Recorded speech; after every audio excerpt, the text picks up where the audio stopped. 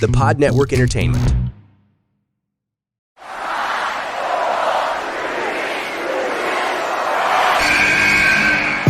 What's going on? This is Xavier Woods, a.k.a. Austin Creed. Welcome to the big time! Hello, WWE Universe in the Philippines. This is Charlotte. You know your damn role and shut your damn mouth. Hey everyone, this is Jeff Cobb. I have to finish the story. We are pretty deadly. Yes, boy. Yes, boy. Hello, my name is Ilya Dragunov, the Star. Bang! The sniper is shooting you down. This is TMDK's Robbie Eagles, and you are listening to the Wrestling Podcast.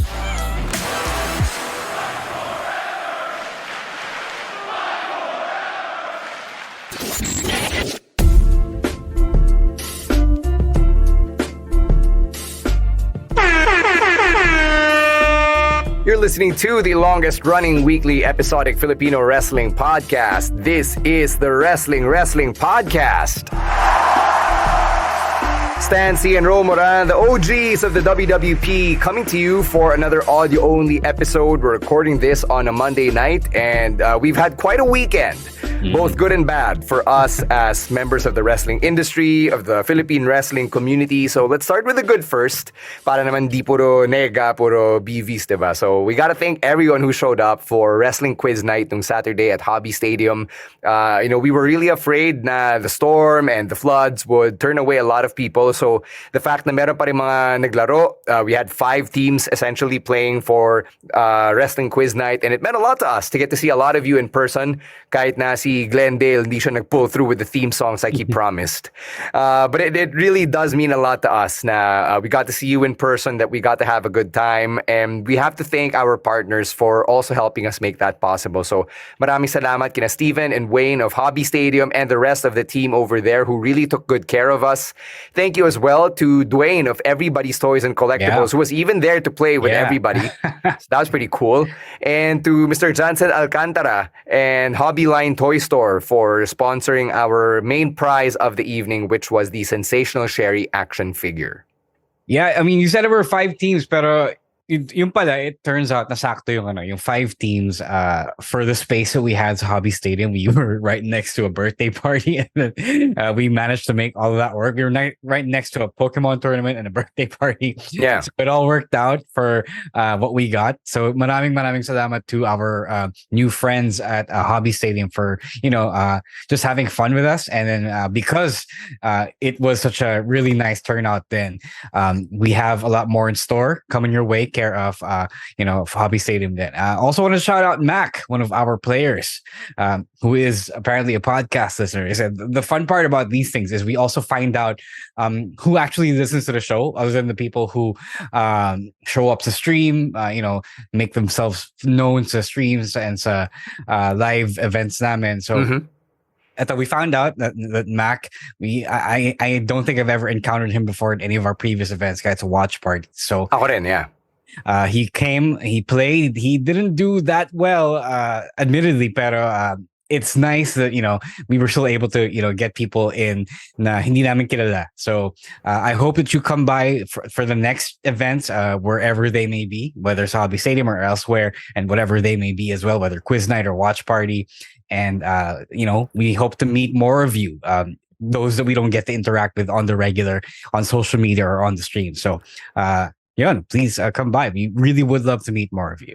Yeah, on a personal note, I was telling Arian, my fiance, over the weekend, the quiz night experience really reinforced how the podcast has become kind of like radio to me. Kasi nga, we do these shows twice or thrice a week. We do it live, and then we also have listeners coming up to us saying that they know us or that they follow the show. And then in this case, just interacting with us as if we've been longtime friends, even though I believe Saturday was the first time I'd actually interacted with Glendale in the real physical world. But it's like, we've known each other, have quite a rapport because of the podcast. And it's very much like, what the radio days were like for me. So I'm really grateful to everybody who's part of the Wrestling podcast community, because you're able to scratch an itch that I thought I would not be able to scratch in the months since I've left radio. So thank you very much. And like Rose said, sana magkita-kita pa tayo ulit at another event. Hopefully we can pull off another couple events before the year ends. Hey, if we're like radio, then pretty soon we'll be able to buy our own wrestling company. Yes. One day we can be like Matt Jones, who Hey, co-owns tsaka ano, OVW. speaking of wrestlers, we may have something in the works about that. Yes. Pay attention to our Twitter activity. That's all I'll say. All right. Let's get to some bad stuff that we have to talk about because we are still a podcast that covers the wrestling industry. On top of giving you our picks of the week, this actually happened mere hours after we signed off from the live stream nung Thursday night. So, medyo usap-usapan na to. Meron ng rumblings, but then it actually happened. There was a bunch of WWE releases that happened this week. It was... ang nauna doon actually were the layoffs, diba, from the corporate side, which we touched on nung live stream. But now actual wrestlers got released Thursday evening Manila time. So that's Thursday morning US time. I can go through the list right now. The biggest name here is Matt Riddle, arguably, maybe Dolph Ziggler. So those two were the biggest names that were part of that batch of releases. Shelton Benjamin, Elias, Mustafa Ali, who actually has an active TV storyline, was also released. Pero meron ding reports na lumabas na even months before, he was already trying to get out of his WWE contract. Si Emma, who had just tweeted na it was a dream show for her, diba, to be performing at Elimination Chamber in Perth. And then wala pang 20 minutes after she tweeted that, she got the call that she was released. So she tweeted like 19 minutes later, all right, never mind. So she's no longer with WWE. Riddick Moss also gone. Aaliyah, Top Dollar, Rick Boogs, Masay and Mansois, Dana Brooke, and then from the NXT side, Dabakero, Shanky, Ike Menjiro, Yulisa Leon, Quincy Elliott, Bryson Montana, Kevin Ventura Cortez, Daniel MacArthur, Alexis Gray, Brooklyn Barlow, and Abule Abadi Fitzgerald. So a lot of those last few names, mga developmental talent pa lang talaga. Like, I don't think we've even seen them on NXT TV. Maybe they've had like a match or two sa NXT house show circuit or sa Level Up. But that's the list. Mga 20 rin yung pangalan na ni-release from WWE. And obviously, because of the nature of my work with them, I won't really say anything other than reporting what happened over the weekend. So, ikaw, Ro, what are your thoughts on this? Lucky for you, I don't have anything heated or angry to say about all of this because I think they're different from the pandemic releases that we were so used to. Nung kalagitnaan nung lockdown, diba? We were all home, and first, like I said in the Discord while that was happening, and while Rowen was live tweeting all of this for the patrons. There wasn't any need to lose sleep over a lot of these guys. So nung night na yun, the biggest name who got released was Ali. And Dolph. And Dolph, right, and Dolph. Pero, Dolph, I would lump in with the others, with the other names na. These guys, I don't mean to sound utilitarian here, but these guys were really not being used. They were there to, fill the depth chart ng WWE, ng Raw and SmackDown. And I would normally, not be so flippant about someone losing their jobs, especially in the wrestling industry. Pero things are different in 2023. And we all knew that there was a rotation there present on the main roster and in NXT na rin, just so that Triple H has options whenever he needs to book something or book shows about. And if you get rid of I don't say this in a bad way or in a basta, I don't mean this terribly, but when you get rid of the bench warmers, then there's really no one to miss. Diba? Yeah, you can say that Dolph Ziggler was a former world champion, Shelton Benjamin was a former intercontinental champion, but when was the last time you saw them on TV? Diba? And at this point, did you really miss them until they were fired? They were released. Diba? So I kind of found it a little funny that people were like, oh, Top Dollar's gone, or Emma's gone. But wala yun talaga eh. I would be more angry about it if somebody like Ali was released. Meaning to say somebody was being featured, somebody who was actually in a story. That was, kind of a big deal. If more of those were released like they were back in the pandemic, then that's where I would, be all up in arms. But ito talaga, I know what it's like to sit on my hands and wait for an assignment that isn't coming and then getting let go because that was my status at work. So, ganun talaga. That's the way the corporate life is, On honestly, as someone who has observed this business for a decade plus, decades on it, to me, this is like you're gonna be way more fulfilled doing stuff outside of wrestling, outside of WWE rather, outside of WWE than you were when you were sitting on your hands and waiting for TV time that may or may not have come when back in the company. Diba?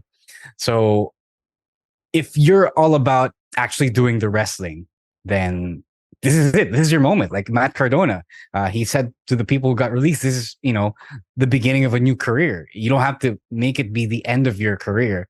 I think some people like to say that because WWE is all they watch. Alam mo yun?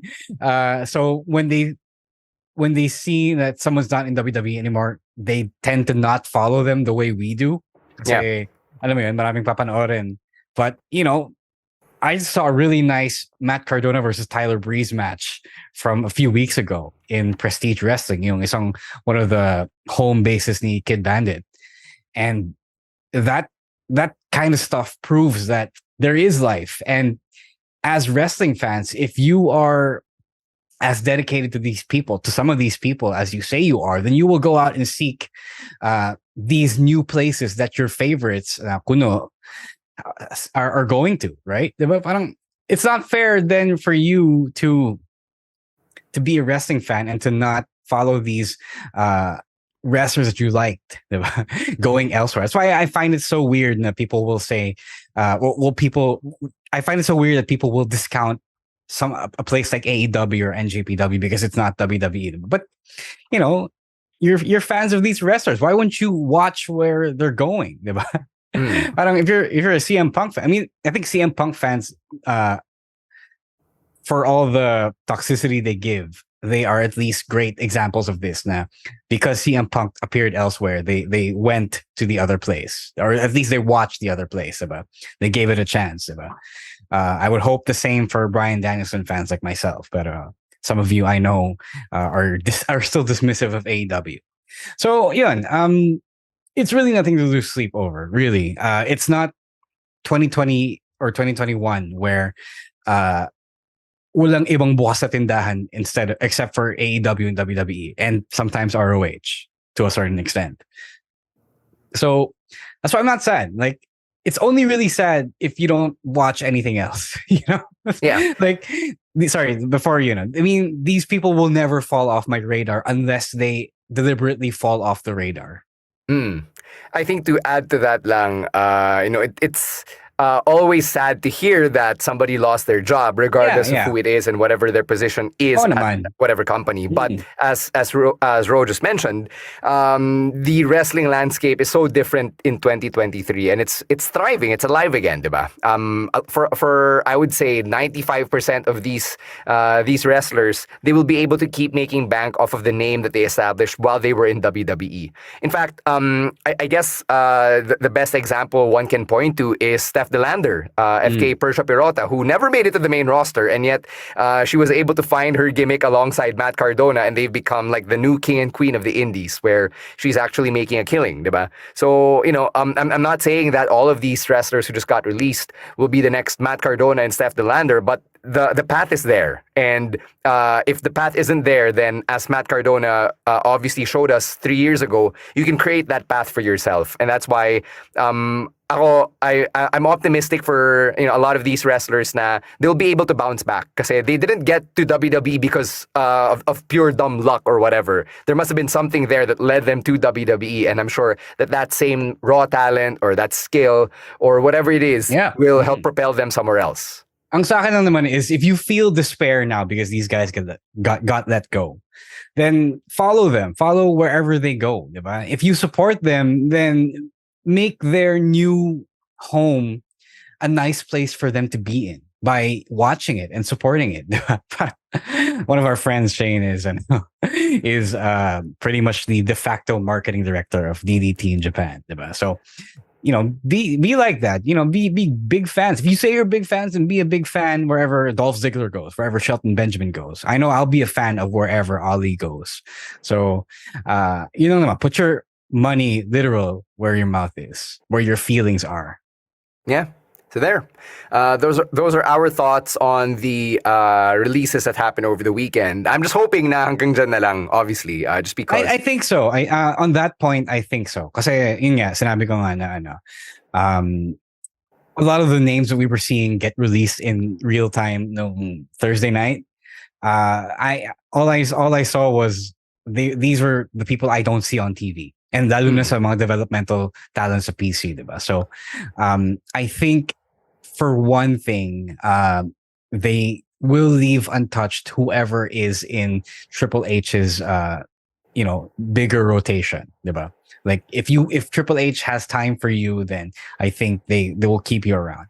The only Riddle got that go because Riddle was controversial.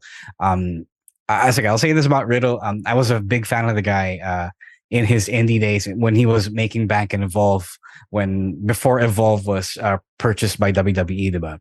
And I was a big fan of him then, but syempre, he got controversial. So it does seem like he isn't one of those that match their adorable personalities on TV, diba? So I don't feel that much for him right now unless he turns over a new leaf and proves to be a better person than what people say he is, diba? So yun lang naman. I think veterans like Dolph Ziggler and Shelton Benjamin, they'll find places. Emma will find a place. Ali will find a place. They're great steals for one Tony Khan or Impact Wrestling right now. Yeah. So there. Good luck to everybody. I don't want to use the phrase that we normally associate with this type of event in wrestling. Trying not to mock anyone, but they don't even do that anymore. They don't say that anymore. Yeah. But still, it's a meme in our community, and that's why I don't want to say that phrase. So there. I just wish everybody luck. All right, let's move on to our picks. Wala tayong consensus pick for this week, so we just got our individual picks. And I'm going to start with mine, which is from the NXT Global Heritage Invitational. And oh my gosh, this tournament is really the gift that keeps on giving. We got the Group B final this past week on NXT. Nakala natin it would be Joe Coffey versus Duke Hudson. But Duke Hudson, predictably, came away with a surprise win, which set up a three-way tie between Joe Coffey, Duke Hudson, and Nathan Frazer in such an event na they all had defeated one another. At dahil hindi to FIBA, walang quotient, walang point differential. So they had to go and face each other in a surprise impromptu triple threat match right then and there. So that was pretty cool, the way that they set that up. And given na nagmatch na sina Joe Coffey and Duke Hudson na hindi nila pinahalata that they were gonna have another match just minutes afterward, they really brought it. Parang kala mo hindi na double book itong sina Joe Coffey and Duke Hudson. And having a speedball in Nathan Frazer in there with them, just quickening up the pace, really made it such a fun watch. Then that closing sequence where sobrang nag-abanger si Joe Coffey, total heel move right there to steal the win from underneath Nathan Frazer was such a good thing to watch. And I love how it reinforces now Joe Coffey is the big heel of this tournament. So that's great. He goes up against Tyler Bate next week. And if these 8 wrestlers who were involved in the Global Heritage Invitational could prove a point, it was that this tournament is something that works. We can keep doing it every year, and that it will give people reasons to keep watching the product. I didn't think much of this, the booking of this second match of the night. And then I saw last weekend's Level Up, which had one last Group A match in Axiom versus Charlie Dempsey. So naisip ko, but if you were still going to have a Group A match that was technically meaningless kasi both talo na silang dalawa, why wouldn't you have put this triple threat on Level Up to make Level Up a must-watch? But anyway, yes, ratings. Yeah, I get it. But it's really good. Yeah, you mentioned everything. I just wanted to point out it's in booking decisions like these and matches like these that prove that, the people you see on TV, even though you might think one way about them, they really are some of the world's best, at least when it comes to athletic conditioning. Because wrestling 2 matches in less than an hour, that's no joke, and that's live. So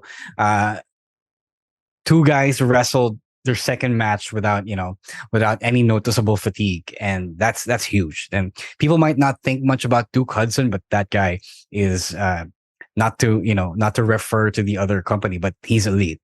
And it's just one of those things. It's really, really good, and you can see why he's getting the push that he's getting, and you can see why WWE has some of the best wrestlers in the world, even when they're still in their developmental stages. So, it's really, really good. You should go watch it. I also thought that this match was held because Group B was pretty much the side B of the tournament. So you might as well give them another chance to really hype themselves up. One thing I liked about yung tournament is something that you alluded to earlier na nagkaroon pa ng bonus match yung Group A on Level Up even though the finals had already been set. And I appreciated that kasi even in a real tournament in sports outside of wrestling, these games and these matches happen. Like inconsequential na sila, sige, or spoiler na lang sila, or for some parang pang pride na lang, alam mo yun, for them to get that moral victory coming out of the tournament, diba?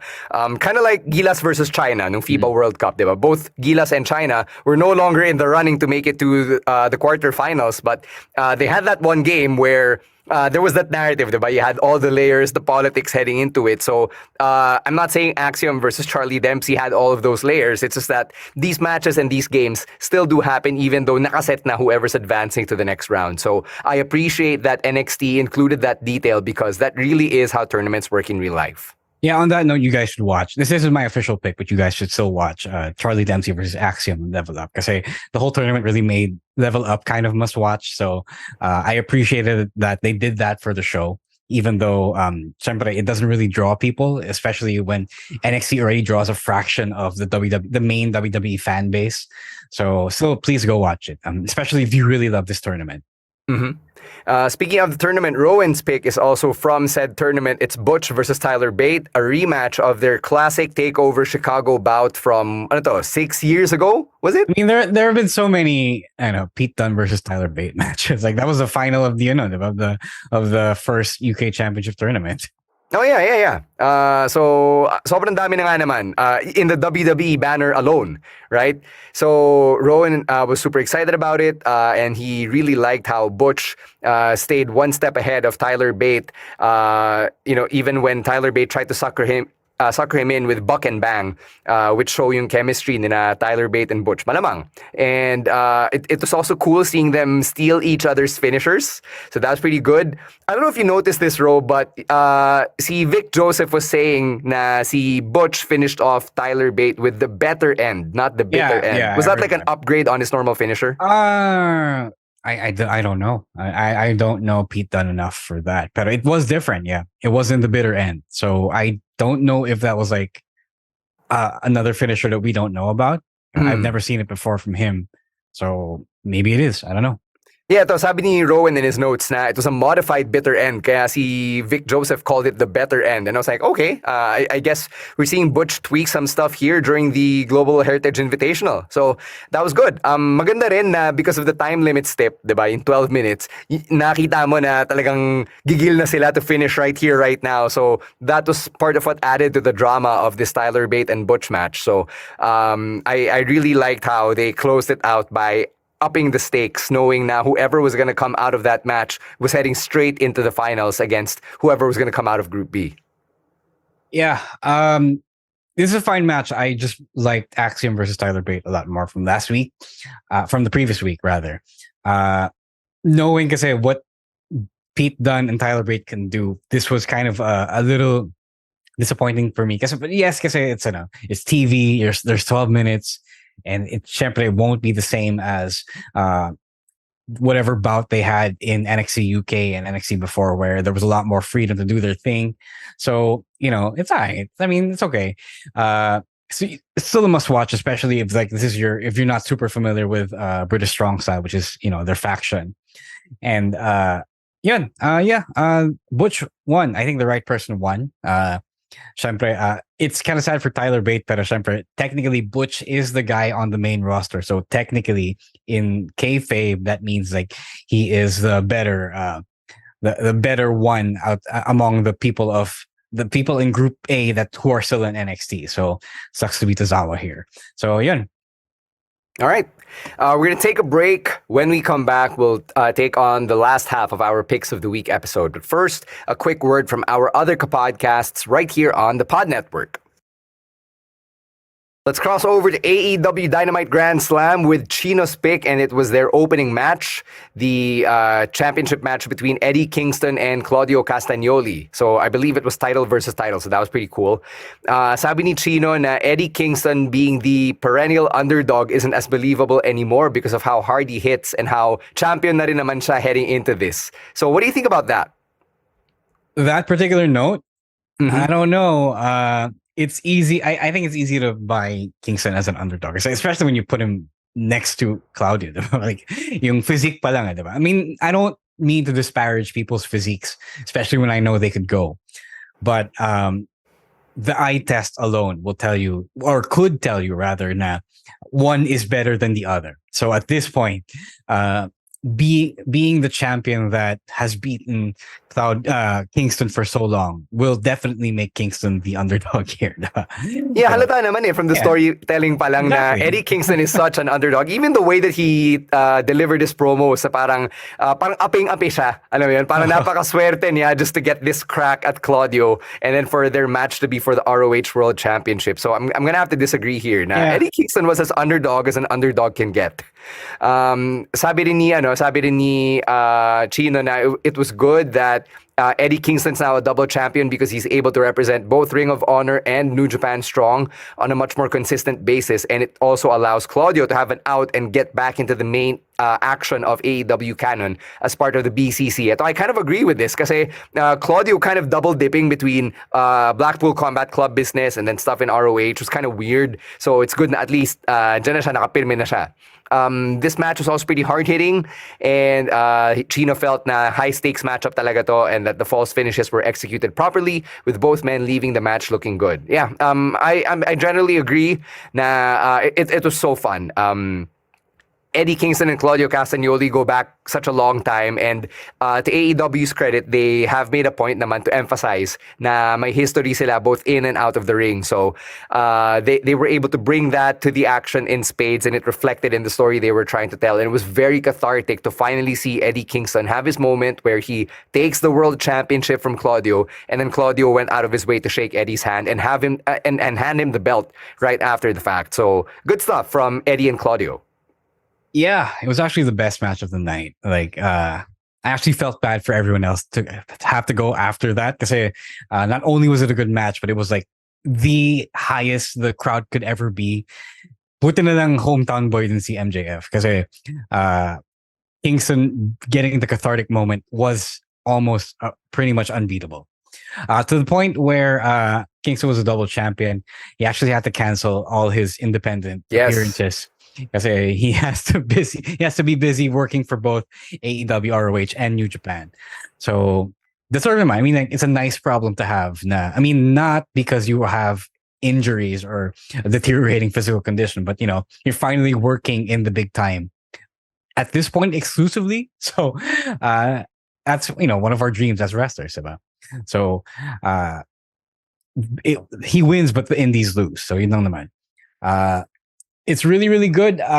It's one of those things, the King's Road style that Kingston really, really loves, which is, I feel now, a lot better than the Strong style.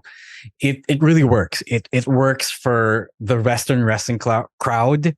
It works for people who may not have seen Japanese wrestling, but can understand where all these cues are, or how all these cues are hitting, how all these... How do you explain King's Road style to someone who's probably hearing this for the first time? Okay, so Strong style kasi is more founded in MMA. So yung awkward actions of MMA, it's not all flowy and fluid, where it's all start and stop, and then you have really hard hits.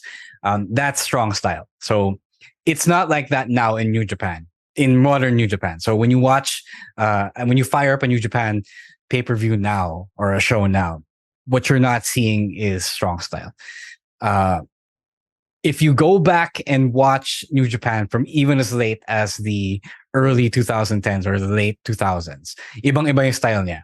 So for me, when I tried to go back to the archives ng New Japan, they really were a kind of a culture shock because I was, indoctrinated in the modern era, in the modern Wrestle Kingdom era, and it wasn't like that at all. So King's Road is more what you see now. It if you're familiar with American independent or Western independent wrestling, then yung high spot style nila, especially near the end, that kind of is King's Road. King's Road has a lot more visual storytelling that follows more the scripted style of American wrestling. So basically, I feel that the wrestling we love today is more rooted in King's Road than it does strong style. Like, people will adopt strong style more because it sounds better. It's it's catchier name, but a lot of it isn't like that. So yeah, if you watch like an old technically, if you watch this Kingston match, this Kingston Castagnoli match, or any other Eddie Kingston match, that's pretty much what King's Road is. That's what he's doing there. All right, so there, the Eddie Kingston versus Claudio Castagnoli match was the usual AEW opener in that it's most likely going to be the high spot of the night. So as Rose said, good luck to everyone who had to follow something like that. All right, let's go to Emil's pick. Emil can't be here as well because he is in transit as we're recording this. So he selects Io Sky versus Asuka for the Women's Championship on SmackDown. And I was actually going to select this one until Emil beat me to the punch. So good job, Emil. Sabi ni Emil, he appreciates Io's treatment as champion so far. Na they're not making her look like a chump. Na sinuwerte lang kasi nag-cash in siya ng Money in the Bank. She's been going toe-to-toe with the best that SmackDown has to offer. And Emil feels na Asuka has been her best and strongest challenger to date. And that natalo pa siya ni Io. So good for Io. He was also surprised to see Asuka lean more into her high-flying or her aerial skills in this match. Very different from the usual Asuka match where she's more rooted on the ground, is really more into the striking and the kicking. But because she was going up against Io, parang tinapatan niya talaga yung high-flying ni Io. He thought that the finish was all right, but he wishes that Io could have won clean. But yeah, Io Sky is still a heel, diba? Under Damage Control. And I guess Asuka is the de facto babyface here. So he's hoping for a rematch and that it's on a PLE, maybe Fastlane, di natin alam. Because he feels na Io and Asuka deserve a much longer match where they can cook more magic together. A much longer match? This match already went 20 minutes. Oh nga. 3 segments to ah. Oh my. Why would I want a much longer match than this? I've seen a lot of people complain about that finish, but I didn't think much of it because, yeah, they're heels. I mean, Io Sky is still a heel. Like, the whole point of having wrestled that long match is to prove that she can still wrestle, which, nobody ever doubted. People just like to see clean finishes a lot, which is, yeah, I get it. Pero this wasn't anything out of, groundbreakingly out of character for Io Sky and Damage Control. I liked it a lot. I like it when people get a chance to cook. I know I like to say that short matches are great, but syempre, you do have, you do get to prove a lot more when you have a really good long match, diba? And exactly what they did. And my only thing lang is, syempre, because it's WWE, because it's Western, because it's Americanized, because this is also a PG show, it's also, I'm sure it was also a sanitized version of something a lot more vicious and dangerous if it were in Japan. So, I don't know. I don't know my Joshi wrestling that much. I don't know if they tore it up in Japan together. They probably did. As stablemates. Mm-hmm. But I know that this could have been a lot more hard-hitting, and hard-hitting is what I wanted. And I did get some of it, pero syempre, a lot more of it was focused on some really fluid wrestling na syempre is what a lot of people like as well. So I didn't get my bachi style. So but they did indulge us a little bit, just a little bit. And they gave people a taste of what this could have been like in a different setting. All right, you want to hear a fun fact? Asuka and Io Sky have not faced each other one-on-one on TV ever prior to this past weekend. No, I mean, shige. I didn't know that, but I'm sure that they've had much more vicious obviously, they've had much more vicious matches with other women abroad, back home. I'm sure.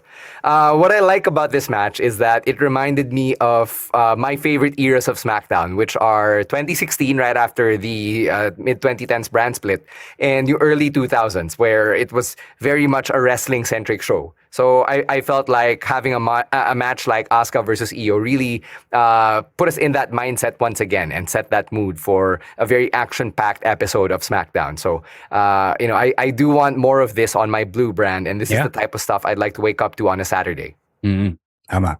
No, I agree. Yeah. That SmackDown only had 3 matches, but they all went more than 10 minutes. And that is a lot more than we usually get. So I don't know why they're not doing this on Raw right now, but I like this level of editing when it comes to the card on this week's episode of SmackDown, on my WWE main shows. Yeah, kind of hard to complain for only getting 3 matches if all 3 matches naman walang tapon, diba? Yeah. So, all right, let's close things out with your pick of the week, Ro. Oh, yeah. My pick of the week, you guys already taken all the good ones. I didn't want to do another GHI pick. So my pick is from yesterday, Philippine time. We've got Collision. The main event is another Ricky Starks versus Bryan Danielson match. This time, it is a Texas Death Match. Texas Death Match is no DQ, technically a last man standing match. Yeah. They just changed the name.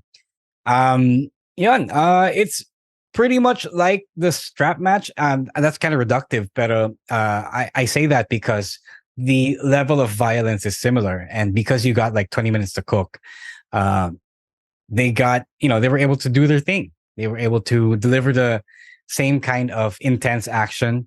Mas intense lang by a couple of steps higher yung strap match kasi it's hard to get fancy with the strap, and it's just really easy to make it vicious, right? So I don't think there's much to say about this kasi it's one of those things that if you saw that strap match, then you can get more of the same here in the Texas Death Match. So I'll keep that short. My gripe lang is that Ricky took another L. He took another big L, and I know we got the match with ZSJ coming up, but if the intent was to make Dragon look stronger heading into that match, then I wish that he could have gotten someone else and gotten someone else to put him over. I just really wanted Ricky to get that W, especially after Punk did what he did and got kicked out because of it. Yeah, medyo kawawa si Ricky Starks dito kasi parang nalugi siya talaga eh. Like, you could say na, AEW won as a whole after the CM Punk divorce, pero sobrang lugi si Ricky Starks eh. He never got his payoff, never got his moment, and now he has to keep taking L after L. But as a Bryan Danielson fan as well, I can't really complain either because I love seeing our guy look strong, and I love seeing our guy just kick fools and make them bleed and all that stuff. So, like you, I had fun watching this match. I don't know if I'm getting sentimental kasi we know na this is his last year full time, but every Bryan Danielson match kind of means more to me now na parang nilalasap ko na siya because this is probably going to be the last we'll see of him going at this pace. Yeah, that's right. That's not wrong. Pero syempre, that's why I said nga na if someone else has to do this, has to put Bryan over, then I wish someone else just did that. Kasi you can have both of these things. I can have a strong Ricky Starks moment, and I could have Bryan Danielson looking strong heading into his dream match. Mm-hmm. So, yun. We're probably going to be seeing more Bryan Danielson matches here sa Picks of the Week just because we're going to get all wistful and reminiscent here on the podcast. So he's going to be able to put out banger after banger. Oh, wala magrereklamo. It's our podcast, and these are our picks. So, as always, if you've got your picks that you'd like to share with us, that you'd like to share with the Wrestling Podcast community, you know where to find us. We are on Facebook and Instagram at Wrestling Podcast. You can leave your comments over there. Pwede rin naman on Twitter and on TikTok at Wrestling2XPod. We'll be back on Thursday for our regular live stream happening at 7 p.m. on Facebook and on YouTube. Wala nang TikTok, no? Yeah, we're putting that in pause for now. It's not working out the way we wanted it to. So, it didn't translate much. So I think it's okay. We don't have it for now.